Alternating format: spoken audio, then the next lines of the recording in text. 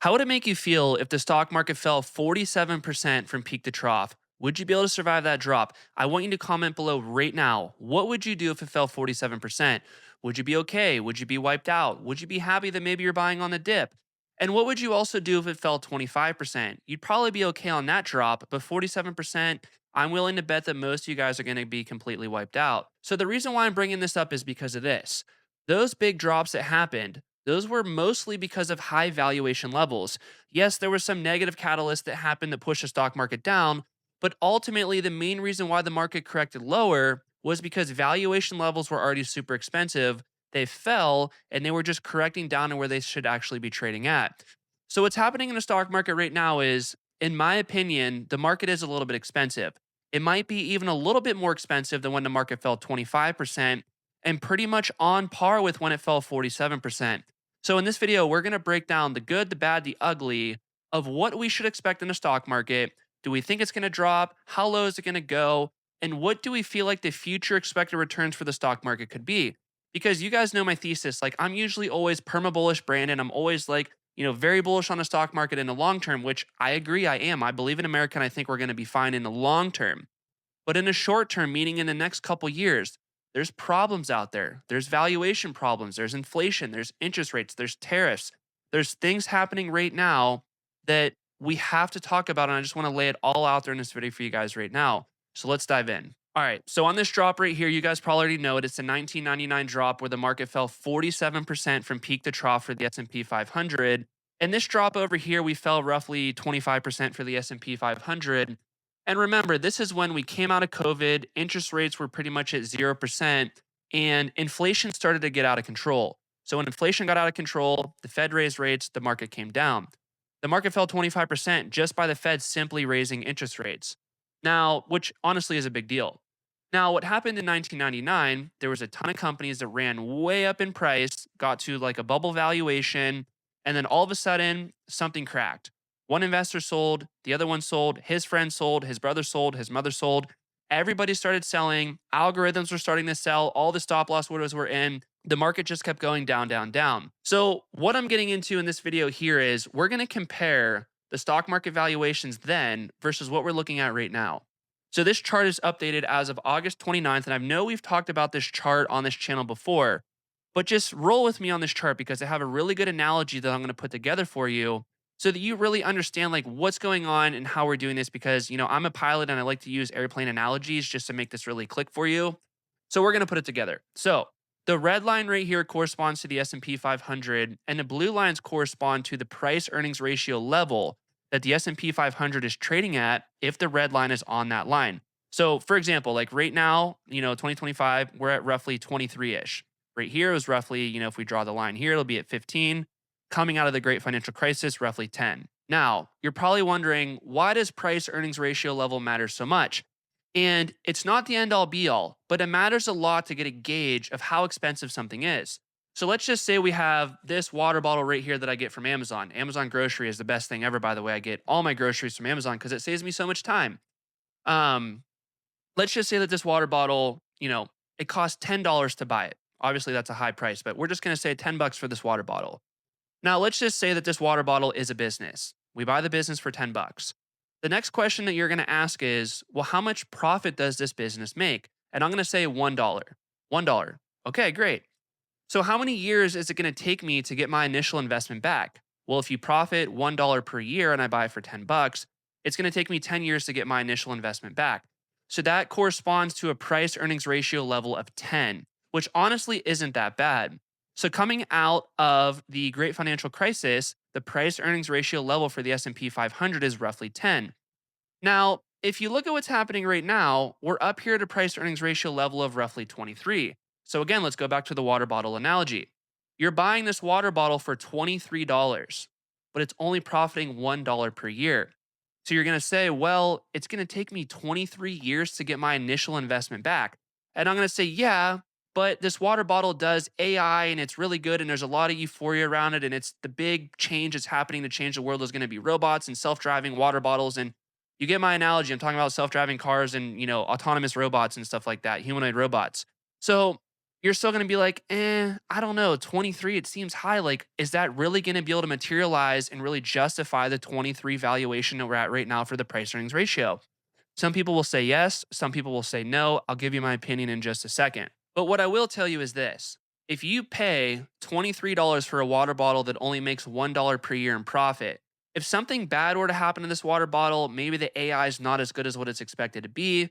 Maybe some companies stop buying a water bottle because maybe they bought enough water bottles, implying like maybe Meta and Google and Tesla, maybe they built out their data centers kind of enough to what they need for right now. What does that mean for sales of companies like Nvidia and AMD and TSM and companies like that? Sales could potentially go down. And what I'm getting at is, I'm kind of going around and around here, but I'm going to bring it all together for you here. Those are big dog companies. Like Nvidia is the largest company by market cap at the time of recording this video. If Nvidia slows down, the entire AI sector is probably going to slow down. And that seems to be what's carrying the stock market right now.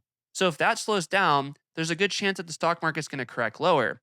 And when you have very high hopes for this water bottle or very high hopes for the stock market trading at this high valuation, when you get bad news or not perfect news or you don't blow expectations out of the water, it's like this expectation versus reality thing. The stock market's going to correct lower because perfection is priced in. So the valuation level that we're trading at right now, perfection is essentially priced into the market right now. Maybe this water bottle continues to be the best AI water bottle in the entire world. But when you get a hint of something bad happening with it, maybe you don't need as many water bottles, maybe the growth isn't as good as what it's expected to be, maybe it's not as efficient as what we really think, it's going to correct lower. But let's take a look at the valuation level down here in 2008. And again, I'm going to bring all this back together. This is going to be a really good video if you actually stick around for it, for the airplane analogy that's really going to like make this click, like what's happening in the market right now? What do we expect the future returns to be? And what is Brandon doing in his portfolio right now to try to capitalize on this? So let me cover this thing right here and then we'll go into that. So 2008, coming out of that dip, we're trading at a PE ratio of 10, sentiment is low, valuations are cheap, and companies are, working on growth and getting back to earnings growth and revenue growth and stuff like that. So we're going to bring in the airplane analogy right now. When we go flying airplanes, there's two engines. You have the right engine and the left engine, number one and number two.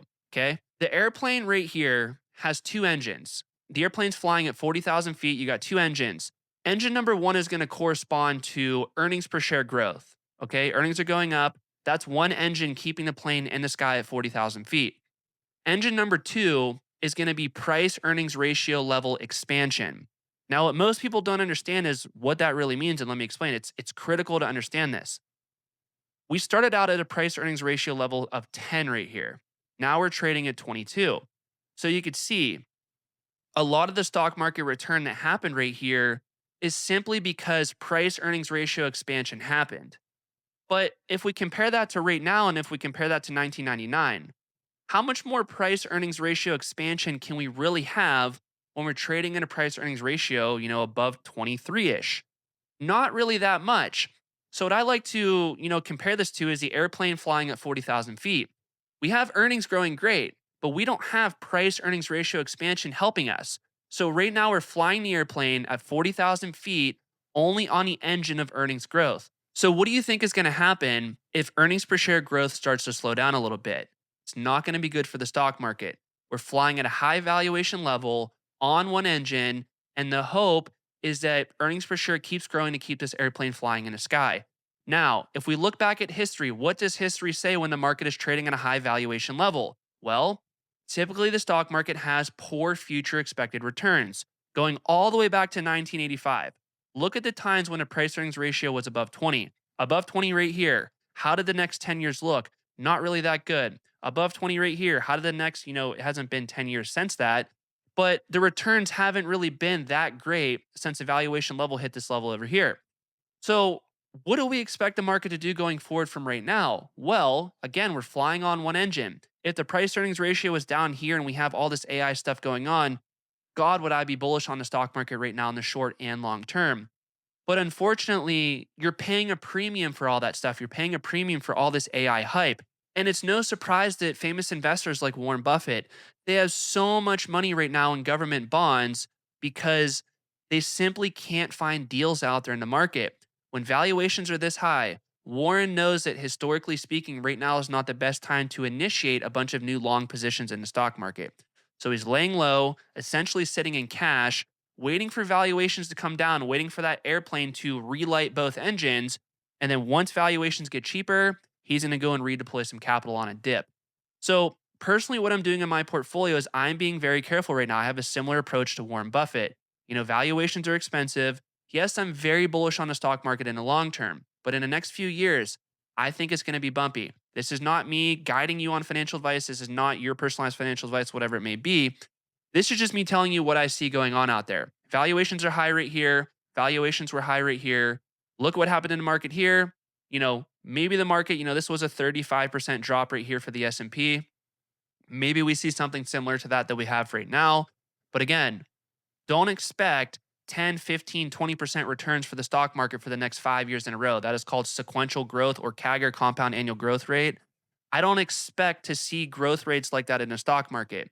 And I know it's hard to stay focused when you see a lot of the Robin Hooders post all the screenshots on X of them making money on certain stocks or day trading it, whatever it may be. But understand that they're not showing you they're losers, and on balance, they're probably going to underperform the S&P 500 in the long term anyways. So don't give in to all that noise. Just be a level-headed investor. Understand that right now the market's hot. If we correct a little bit, it's going to be fine. Keep your emotions in check. Just be a long-term investor and you're probably going to be just fine. And don't forget, if you guys got value from this video, be sure to like and subscribe. It really helps out the channel a lot.